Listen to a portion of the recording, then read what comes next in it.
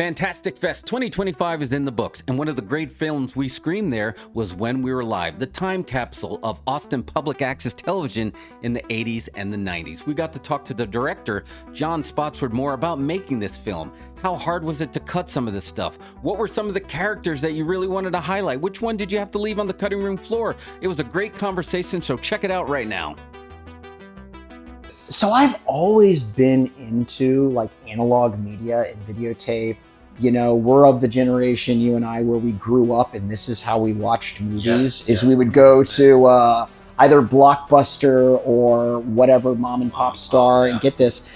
And so I've always been into that, and I've always loved stuff like that. I've always loved documentaries too that really could use archival footage effectively rather than just describing something that happened in the past.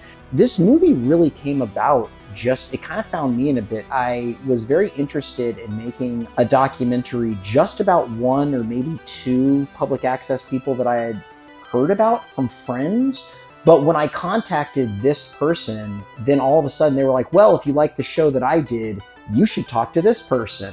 And I'd be like, okay, do you have their number? Yes, I do. And also, nobody ever leaves Austin. So we go there. And I interviewed this person, and they're like, well, if you like that, then have you ever heard of Carmen Banana? And I'm like, no, but dear God, tell me everything.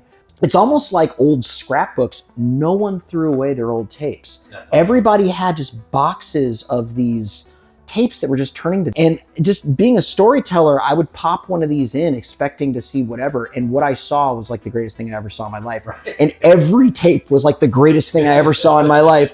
And it got to a point where it was like, not only is this a feature film, but I'm tapping into some sort of vein here that a lot of people are coming out of the woodwork, because word got around that I was doing this, and just dozens of people started contacting me, and I started accruing more and more footage. So not only did it become, we're making this documentary, but over the years it became, we're going to throw this up on YouTube, and without marketing it, it gets like 50,000 views, and IndieWire and AV Club are contacting us. And so, it was just this kind of vein we tapped into. That was actually probably the hardest thing, because we have the problem that you don't want to complain about because it's a good problem, which is we had so many amazing stories to tell. Yeah. We had to make a decision because we knew that we didn't want this to be like a series. We wanted it to be a standalone 90-minute film. So we knew we were going to have to make some hard decisions.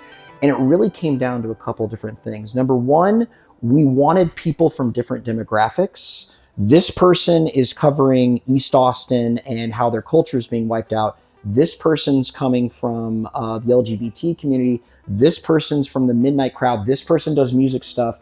And it was kind of like, that was the first thing. And the second thing is, whose arc did we have enough time to tell? There are other people, like there's a guy in the movie who I'm really good friends with named Dave Pruitt. He still does access, and he's so instrumental, but that is an arc that deserves its own movie and would be very hard to tell 100% in a movie shared with other people. Yeah. So you had to make those tough decisions.